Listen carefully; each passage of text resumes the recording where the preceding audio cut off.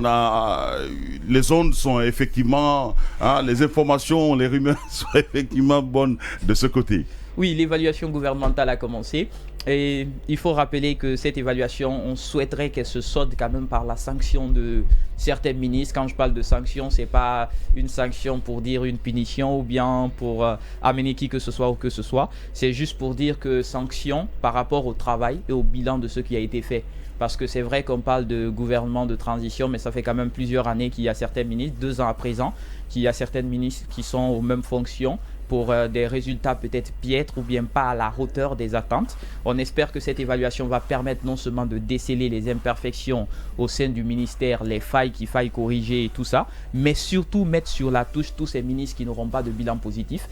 Ça a commencé à l'enseignement supérieur. La ministre s'est dit d'ailleurs satisfaite de l'évaluation et tout. Ouais. Et on peut s'attendre à cela parce que quand on sait qu'on a une ministre de l'enseignement supérieur qui a mené plus ou moins certaines réformes dans son secteur et qui est en train de tirer son épingle du jeu, vu connu du grand public. Il y a déjà des ministres quand même qui ont posé des actions qu'on peut leur attribuer comme crédit et comme confiance. Certainement, le président de la transition saura renouveler tout ce qui est lié à cela. Mais encore une fois, je pense que cette évaluation gouvernementale doit se solder par des sanctions. Ceux qui ont bien travaillé, on les reconduit, on les donne de nouvelles tâches, de nouvelles assignations.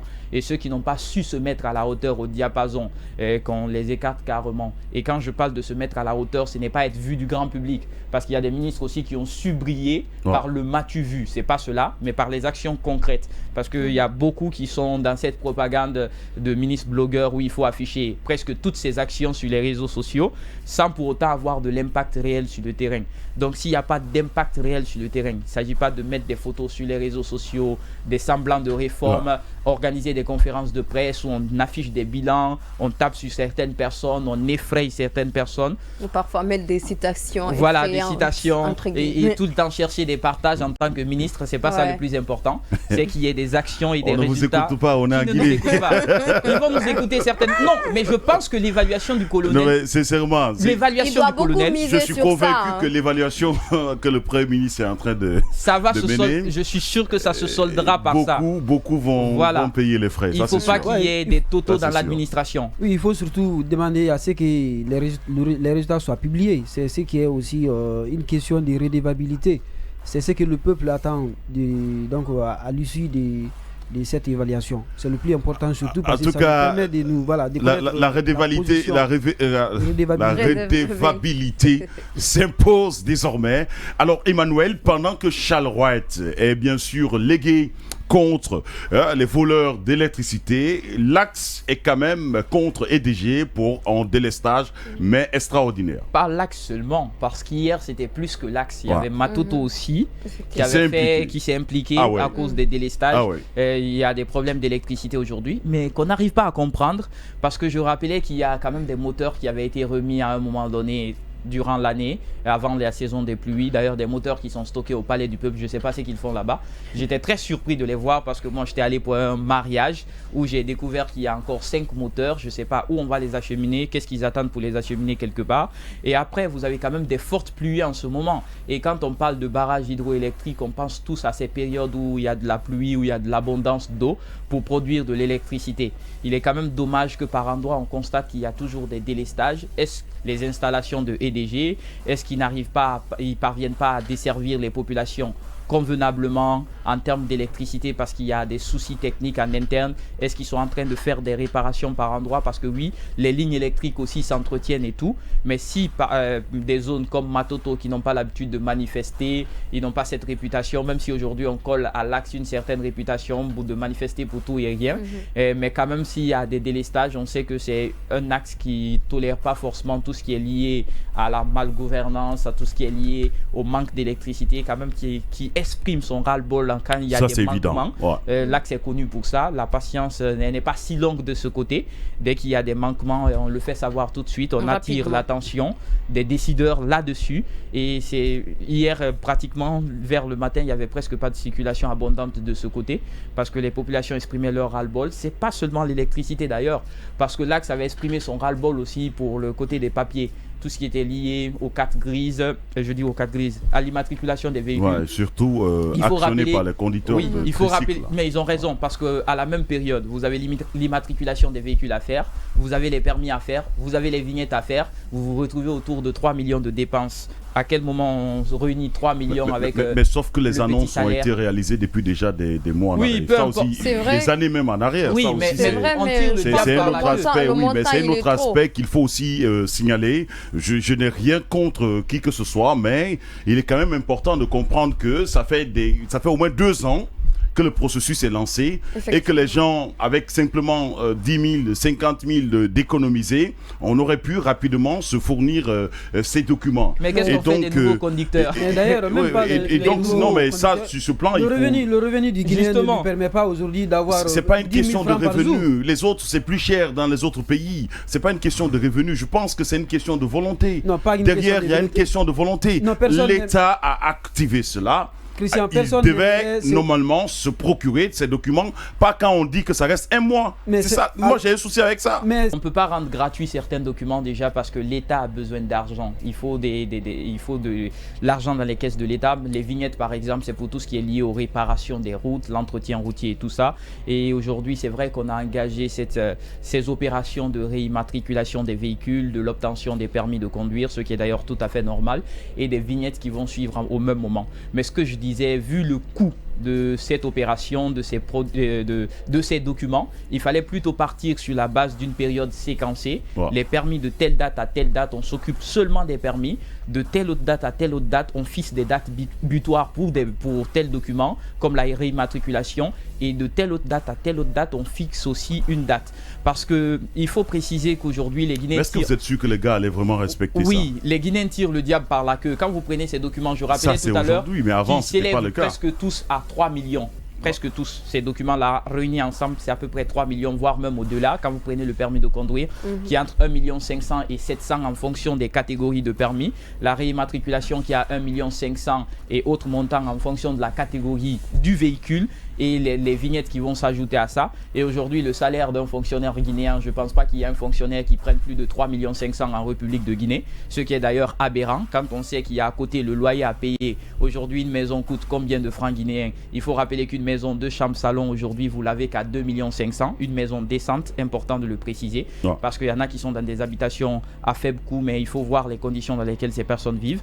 Donc, quand vous avez ça comme dépenses, vous avez après la scolarisation de vos enfants, vous avez les denrées alimentaires sur le marché. c'est pourquoi je Ils sont disais en train- que l'État pouvait quand même. Pas rendre offrir gratuit, ça aux pas gens. rendre gratuit. Je vais te mettre à l'aise. Non, mais pas c'est- rendre c'est Je vais te gratuit mettre à quand l'aise. même. Je vais te Non, mettre Moi, à l'aise. sincèrement, je suis pas Je vais d'accord. te mettre à l'aise. Pas Rendre pour la gratuit, gratuité. on n'est pas dans un état. je vais te On n'est mettre pas à dans un l'aise. état. L'État n'est pas socialiste, mais Non, c'est qui est je sûr, quand vais même. te mettre à l'aise.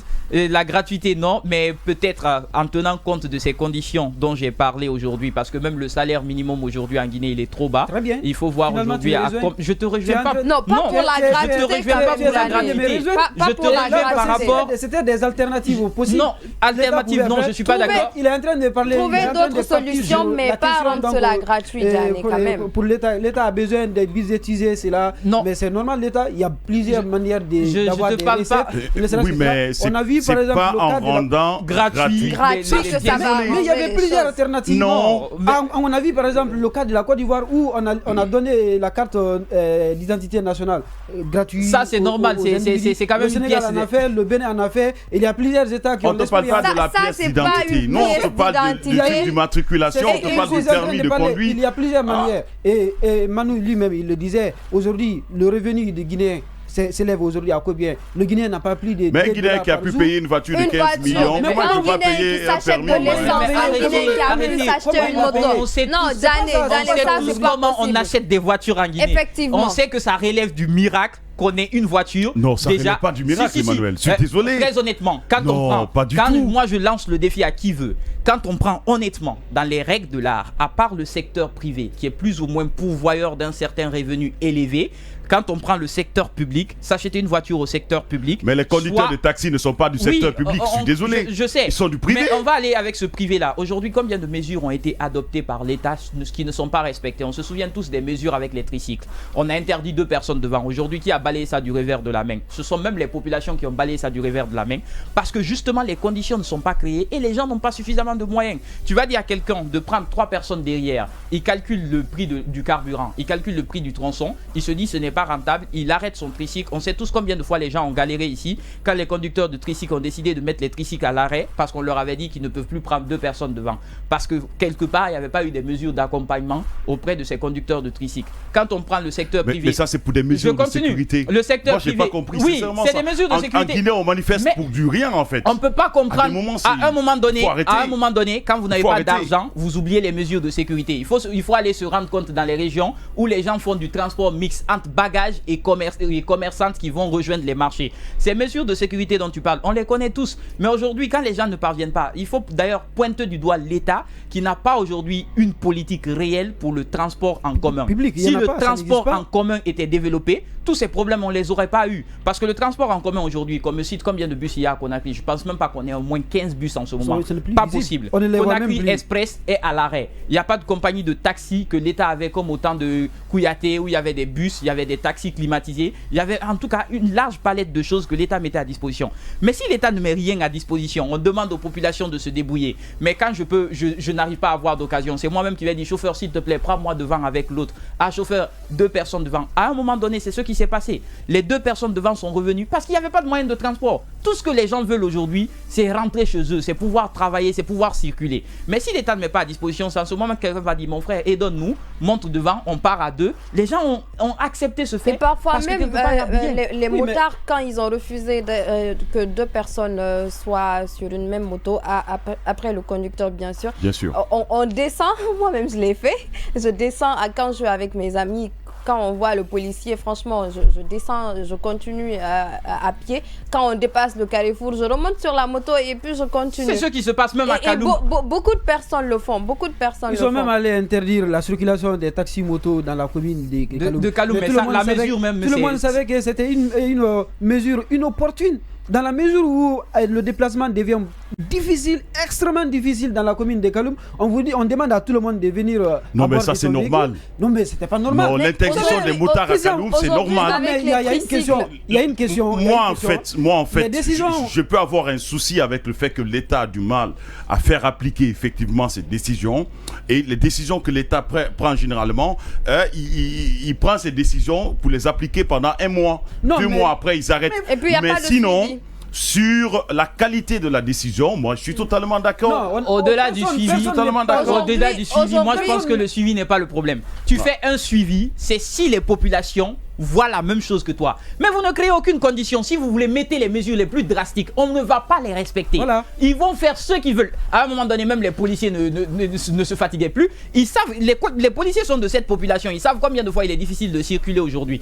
Kaloum, par exemple, quand tu n'as pas de moto à Kaloum, tu sors de la ville comment? Tu ne peux pas sortir de la ville. Tout le monde fait la queue au port. Tout le monde fait la queue au port pour 1 ou 2 bus. Vous sortez comment de Kaloum? Les travailleurs de Kaloum, on les a vus tellement de fois se ruer comme s'ils partaient en pèlerinage, je ne sais pas moi, vers le Gange ou quoi que ce soit. Mais le centre d'affaires et le centre de travail, c'est normal que ce soit comme ça. Quand vous êtes à Paris, c'est même chose. Mais Paris, il y a des motos. D'accord, parlant de Paris. Il faut que l'État mette à la disposition de la population des bus, par exemple. Des bus pour faire quoi? Vous pensez que la Guinée, c'est un État socialiste? Non, on a interdit des bus, c'est pour le transport, c'est payant. Mais non, il faut mettre. Non, je ne vous comprends pas ce matin sur ce plateau. Non, mais attends. Vas-y, Adama. Il faut mettre à la disposition de la population les moyens qu'il faut quand on sait qu'on veut interdire certaines choses. Par exemple, à un moment, ils ne voulaient plus que les tricycles circulent. Ils ne voulaient plus que les motos circulent. Si on a des bus, je ne vais pas dire des trains ou des TGV, peut-être mais plus le Sénégal le fait, la Côte d'Ivoire le fait aussi. On peut le faire, c'est juste un refus. Mais si on met tout ça à la disposition de la population et que le gouvernement dit aujourd'hui, je ne veux plus voir de tricycle, je ne veux plus voir de moto-taxi, vous verrez, les gens ne vont pas convoiter ceci. Christian, tu parles de la ville. On n'en aura même plus besoin. Il parle de la ville de Paris. Paris, par exemple, il y a des pistes cyclables où les gens peuvent avoir des bicyclettes, où on peut avoir... Mais attendez, arrêtez de comparer... Ne comparez pas quand même à la Guinée. Mais ce que je veux dire, non. En fait, je veux dire que c'est normal que le centre d'affaires comme Kaloum, que les gens puissent marcher. Oui. Aller dans le bureau, c'est une façon pour permettre aux gens de faire le sport. Nous le faisons tous. Mais là, faire le sport en costume, non. Il y a l'heure du sport, il y a l'heure du travail, je suis désolée. Sincèrement, je ne vous comprends pas. Tu veux pas nous comprendre. Mais je suis convaincu d'une chose. Moi, je sais que quand j'arrive à Kaloum, je vais garer ma voiture. Mais tu as ta belle voiture, qu'est-ce que tu veux? Je vais marcher toute la journée, je vais marcher entre les bureaux. Ça va me permettre de créer de l'équilibre, mais physique. Marcher entre les bureaux, pas marcher. C'est logique. Pas marcher pour avoir vous ne pouvez pas imaginer combien de fois les taximètres à Kaloum conduisent non seulement, mais très très mal, mais en plus, c'est vraiment risqué. Moi, ce que je veux dire, Kaloum, ce que je veux dire, je refuse. Alors que ce que je veux dire, ça même c'est possible. Ça même c'est possible. En plus, on peut réguler la circulation des taximètres. Tu vas à Kaloum combien de fois dans le mois? Tu vas à Kaloum combien de fois dans le mois? Moi, je suis là-bas tous les jours. Moi, je suis là-bas tous les jours. Sacré Emmanuel. Tu vas même pas à Kaloum et puis tu es en train de... Ce qu'Emmanuel dit, c'est vrai. On peut réguler la circulation là-bas. On peut infliger des amendes sur les contrevenants. C'est possible, c'est comme ça que ça se passe. Mais vous ne pouvez pas faire une interdiction systématique pour dire aux gens que ça. Et vous-même, vous parlez d'un centre administratif et un centre qu'on appelle un centre des affaires là. Les affaires, nous savons que les affaires ne marchent pas dans le ralentissement. Où vous avez besoin, vous avez un partenaire qui vous appelle, où vous devrez vous rendre à 10 minutes ou 20 minutes. On vous dit de marcher, par exemple, de quitter l'immeuble KPC pour vous retrouver tout de suite là au tribunal de commerce là-bas. Les entreprises en ville ont des véhicules. Mais attends, il n'y a pas que les entreprises. Il y a l'administration et ça aussi, il faut le comprendre. Mais sincèrement, je ne comprends pas sur son. Mais imaginez par exemple, Christian. Les gars, ils sont en train de polémiquer sur absolument rien. Mais c'est ce qui est évident. Ce qui est évident aujourd'hui. Oui, vas-y, Gagné. Ok, vas-y. Écoutez. Je vous écoute. Vous, il y a combien de travailleurs du côté de Kaloum, des secteurs privés comme ça? On peut imaginer à plus de 5000 personnes. Et du côté de l'administration publique également. C'est la plus nombreuse d'ailleurs, l'administration publique. Il y a cela. Imaginez que tous ceux-ci là partent dans leur véhicule là-bas. À combien il faut imaginer donc la circulation? Kaloum n'a même pas. Pas le fait que les gens partent avec la voiture. Mais c'est obligatoire. On vous parle de l'interdiction des mototaxis. C'était une mesure inopportune. C'est pas tout le monde. Inopportune. Non, je suis désolé. C'est pas tout le monde qui a des voitures. Tout le monde n'a pas de voiture. Il faut déjà qu'on soit d'accord sur un point. Ouais. Kaloum, tu parles de voiture pour se rendre à Kaloum. Déjà, combien de personnes ont des véhicules? 2. Est-ce que Kaloum offre aujourd'hui suffisamment d'espace de stationnement pour les véhicules? Même si on avait tous des véhicules, je ne suis pas sûr qu'on puisse stationner en ville. L'un des plus gros problèmes du centre-ville de Kaloum, c'est effectivement les problèmes de stationnement. On a des problèmes de stationnement. Imagine-toi, on a des problèmes de stationnement. Vous prenez encore les motards, ils viennent se déverser sur Kaloum. Mais c'est facile de garer la moto. Est-ce que c'est tout le monde? À côté de l'hôtel Kaloum, vous allez retrouver. Qui ont des véhicules, c'est extraordinaire. Laisse-moi finir, s'il te plaît. Je vais demander à Mocus de nous faire un reportage là-dessus. Mais je veux quand même le voir. Permets-moi de finir. Quand tu prends la voiture, un espace de stationnement véhicule et un espace de stationnement moto, c'est incomparable. On ne peut pas comparer les deux. Il faut aller à Kaloum. C'est pourquoi je te dis que tu nous parles pas à Kaloum. Mais je vais à Kaloum. Nous allons à Kaloum. Tu veux que je te dise où je travaille? Tu veux que je déballe ça sur ce plateau? Je vais à Kaloum. À l'immeuble Régus, Sonoco. Donc laisse-moi finir. Tu ne pars pas en ville, Emmanuel. Laisse-moi finir, s'il te plaît. Laisse-moi finir. Il y a tous les jours. Laisse-moi finir, s'il te plaît. Oui, il y a tous les jours. Laisse-moi finir. Je suis avec lui tous les jours. Mais laisse-moi finir, s'il te plaît. Vas-y, Emmanuel. Tu prends par exemple l'espace de stationnement des véhicules.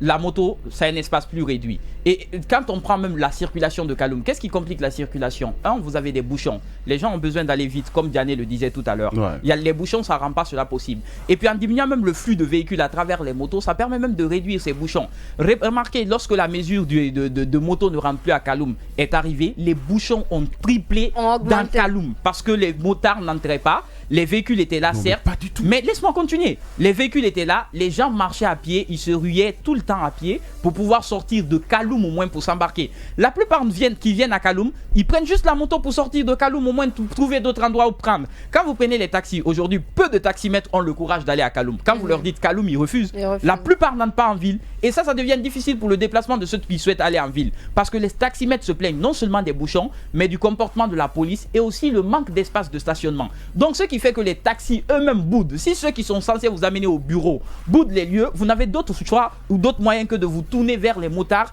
qui, eux, vous permettent au moins de rallier le service et rapidement et être à l'heure pour le travail. Mais s'il n'y a pas ces mesures à côté et vous voulez l'interdiction systématique de la rentrée des motards en ville, peut-être on peut réguler, connaître quelle catégorie de motards peuvent rentrer en ville. Un syndicat de mototaxi aujourd'hui, ces jeunes s'organisent tellement bien autour de la chose. Il suffit de parler seulement. Vous avez un syndicat qui se forme. On dit eux c'est tel endroit. Mais c'est important qu'on le dise. Si l'État est dans l'incapacité de desservir le secteur du transport, il n'a aucun droit de nous imposer une quelconque mesure. Parce qu'avant tout, l'État agit dans l'intérêt de ces populations. Si ça ne nous arrange pas, nous, on ne va pas respecter les mesures, on va être des contrevenants et ça sera seulement à leur perte. Ce qui est évident, nous partons effectivement de la procuration des documents de conduite à ce qu'on appelle les décisions étatiques. Ce qui est quand même évident derrière, c'est quand même que les décisions que l'État prend, il a du mal à les appliquer. Qu'on le veuille ou pas, c'est un problème. C'est un problème pour la République.